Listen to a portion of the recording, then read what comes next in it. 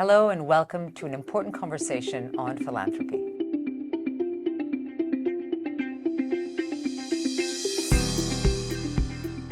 I'm happily joined by Hilary Pearson. Welcome, Hilary.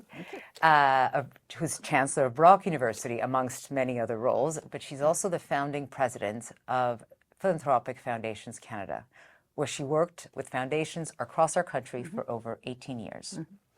Hilary is the author of a great conversation starter called From Charity to Change, Inside the World of Canadian Foundations.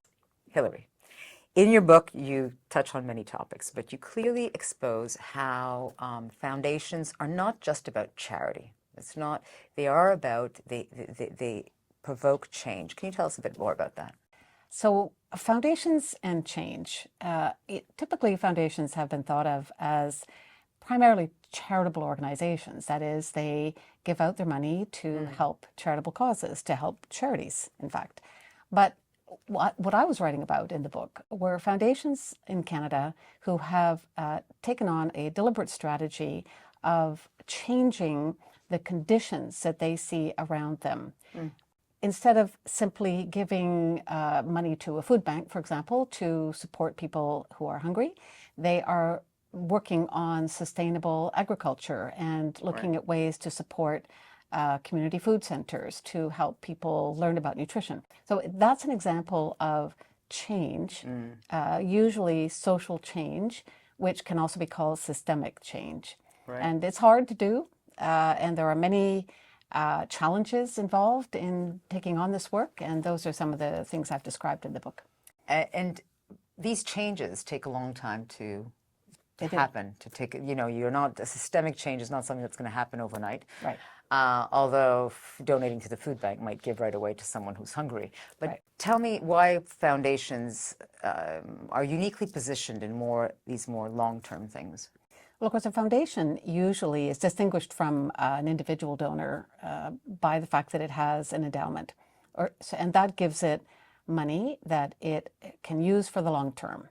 So a foundation, a private foundation, a family foundation, for example, has set aside some money and is giving from the return on that invested money. Right. So over the long term, giving yourself a sort of 5, 10, 15 longer time frame actually allows you to think about investing in systemic change. You're absolutely right. Systemic change takes years, and it takes more than simply granting as well. And this is something that a foundation can do. They can sit back, think about their strategy, think about the partners, think about who they want to work with, and in what ways they want to work with those partners, beyond simply funding them. Yeah. So they have a lot of influence. They do. Potentially they do, yes. They potentially do, which can be controversial, which I think you can touch be. upon in your book. It's not all, so what are some of the things that can come up that make it? Well, foundations, again, have money, and that gives them both that advantage, that asset of the long term, and also the ability to take a risk. And systemic change is risky. Who knows what the outcomes are going to be? You do need to be able to take a certain amount of risk, which if you're sitting on an endowment, you probably can do. But money also, in the minds of many people, equates to power, to privilege, and it's not a democratic exercise of power. A foundation is not a democratic organization. Right. It can be run by a board of people who are all members of a single family. Yes. So people could well ask, what gives you the authority? What gives you the right? How do you get to choose who you're going to give that money to? How do you know better than the rest, whoever you're not? That's right. Yeah. That's interesting. I've heard you speak, because you're a prolific writer, not only in this book, but also in your blogs and in your website. I invite everybody to go. We are both involved on a volunteer basis in university, and I think universities play a huge role in our society, as foundations do. How do you see, how do they collaborate, or can they work together? I think historically, foundations and universities in Canada have worked together very closely. Okay. At the beginning, and this was true probably across the board for many family foundations in particular, a donor who started a foundation, someone like Jack McConnell in Montreal, right, who started the McConnell Foundation, still one of the largest foundations in the country. He was a very big benefactor to McGill. But his work at the time, which was when McGill was starting to really expand as a university, was to support buildings, to build infrastructure, to support that physical capacity that a university has to welcome students, to teach, to learn, to research. The physical environment was the focus as opposed to... Yeah, and as you mentioned, I do a lot of writing, and an article that I wrote some years ago, which I actually revisited recently, was called From Bricks to Brain Cells. It's a way of capturing how I think the philanthropic investment in the country has shifted from building the physical infrastructure, although that still happens, absolutely, but much more towards programming and towards the teaching and learning experience. Universities are still among the most frequent and the recipients of the largest amounts of money that foundations give. Year after year, the data is telling us that education is the sector that foundations in Canada give more to. And that's because universities can be very useful partners for foundations. They have the capacity to receive the money, of course, and if you give a large gift, a university is able to receive and deploy that money over time. But also because of this, as you say, this fundamental role that universities play in our society. So if you're a foundation that's interested in change and you are interested in learning how and supporting the learning around change, supporting students, helping them think about innovation, certainly supporting research, supporting teachers. A university gives you that opportunity as a foundation to do all of that. But how do you engage with the university to be able to do something that might be more around the brain cells rather than the bricks? Well, I think it has to be a partnership, and I think it takes creativity on the part of both the foundation and the university. It really has to be a collaboration. And this is a change. This is different from a previous pattern in which a foundation, a donor might want to write a check to the university and then remain at arm's length, not really engage with the work, just leave it up to the university to do what they need to do with that gift. It doesn't mean that there isn't a relationship, but the relationship is much more arm's length. And I think what we're seeing now is a change in the way in which foundations and philanthropies want to engage with universities. So the money becomes only the first step in the relationship. And foundations will say, or donors will say, we actually want to have a seat at the table.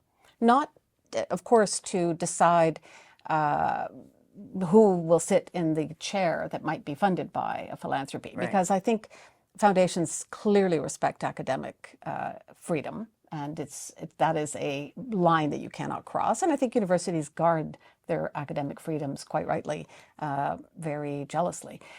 But a foundation can sit with people in a university community and talk to them about the goals of the research, the goals of the teaching, the goals of the work with students, and have an ongoing dialogue, which might in fact be shaped by, on an ongoing basis, by the insights of the foundation. So the foundation wants to learn, and they can do that by sitting at the table. They can share the insights that they're gaining, and perhaps the university is going to be changing how it's framing the program that it's going to design, or in fact, in mid-course, start to think about changing that design.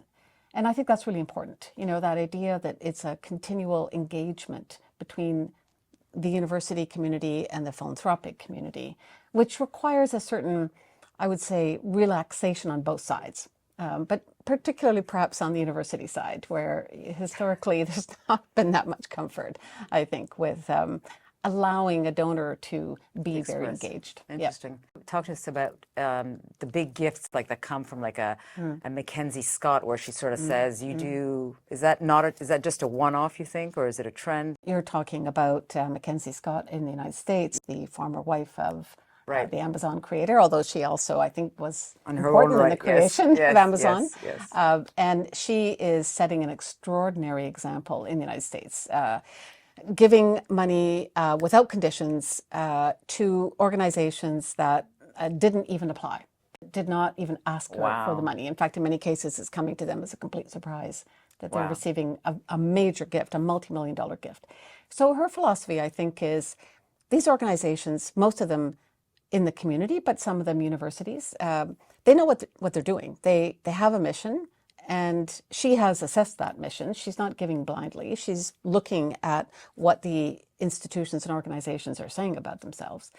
But she feels that the leadership of those organizations will know best what to do with this money. She's not going to interfere with that. And that is something that more broadly in the field now is being called trust-based philanthropy.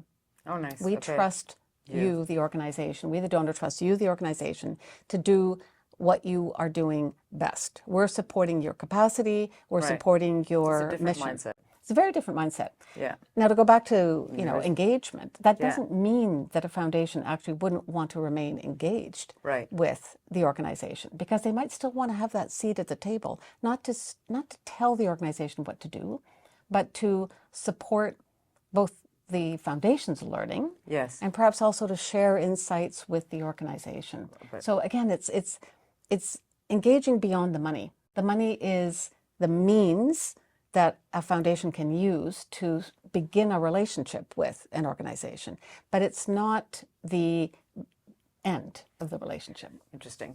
In your book, if I come back, you speak about, you give examples. I think you give 20 foundations that you said as an example. And these are long-standing foundations. I mean, I think they're a certain number of years. Right. What about newer foundations? What do you say if they're in terms of trends? What do you see, or these ones that have been around for longer, or even new? What do you see as a trend coming forward? Well, of course, I could write another book. But if you compile your blogs, you probably could just do a compilation. Yeah, no, but it's so interesting to see how the field is changing. You know, it's certainly true that a younger generation is now starting to come onto the boards of foundations that have been around for perhaps 2 or 3 generations. Right. And this younger generation, these would be millennials down to sort of the oldest of the sort of generation Z, or Z, as the Americans would say, right? So people anywhere from 25 to 40. Right. And it does seem to be the case that, as in other parts of our society, the views of people in this age group are very different than the views of the baby boomers, say. Right. And I think the way they're changing, this just to give you one example of how that might make a difference to the way foundations operate. Typically, foundations have taken, as I mentioned earlier, they take the return on their invested capital and they grant that money out every year. Could be 5% of the invested capital, which leaves 95% of those assets not being applied to charitable purpose. And that in the past has been true. It's been a conservative approach to investment. Now, increasingly, people are talking about impact investing. So they're talking about deploying all assets for mission. How do we think about that 95% of our capital that we have for investment purposes? Right. Can we invest in companies that have a social purpose? Can we invest in organizations that are related to our own mission? So if you're a foundation that wants to work on climate change, can you invest in renewable energy companies?